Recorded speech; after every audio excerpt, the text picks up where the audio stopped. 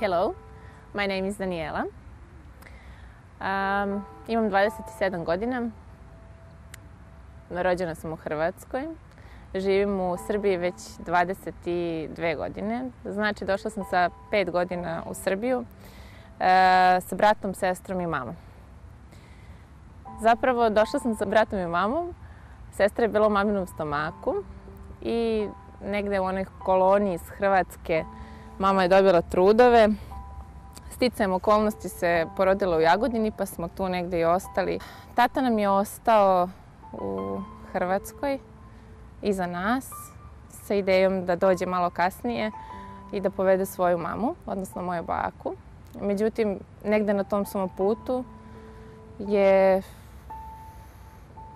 naišao na neke ljude sa druge strane i, nažalost, izgubio život. Mi to nismo znali, živjeli smo sa mišlju da je on negde živ, da je možda zarobljen, da nas negde čeka. I tek nakon 6 godina smo zapravo saznali, pronašli smo njegovo telo i saznali da smo definitivno deca bez jednog roditelja. Jednog dana kad sam ja imala nekih 9 ili 10 godina, 9, pre će biti 8-9 godina, tako nešto, početak osnovne škole. Jedno jutro, sećam se, bio je vikend, živjeli smo svi u jednoj sobi, jednoj maloj prostoriji, 20 nešto kvadrata, brat, sestra, mama i ja. I u jednom trenutku dolaze neki nepoznati ljudi, bude nas iz kreveta. Mi onako bunovni ustajemo, mama nam kaže kako je došao čika Mlađa, jedna teta Sanja, da nas upoznaju, da nas vide, da vide šta nam treba, da nam pomognu ako nam nešto treba i da nas odvedu na neka lepa mesta koje bi nam pokazali. Naravno, meni kao detetu je tada to zvučalo potpuno suludo, samo sam razmišljala gde bih ja to mogla da idem i kakve ljude bih to mogla da upoznam. I stvarno, sledeće godine, sledećeg leta, pošto sam ja bila najstarija, imala sam dovoljno godina za tu aktivnost, dođe taj čika Mlađa i kaže moje mami da organizuje kamp za decu bez jednog ili oba roditelja, za decu iz tih ratova, za siročiće i da bi voleo da i ja učestvujem u tom kampu. Znači, to je bilo pre ravno 17 godina. Ja sam tada prvi put otišla sama, bez mame igde ikada. I od tada, svake godine, 17 godina,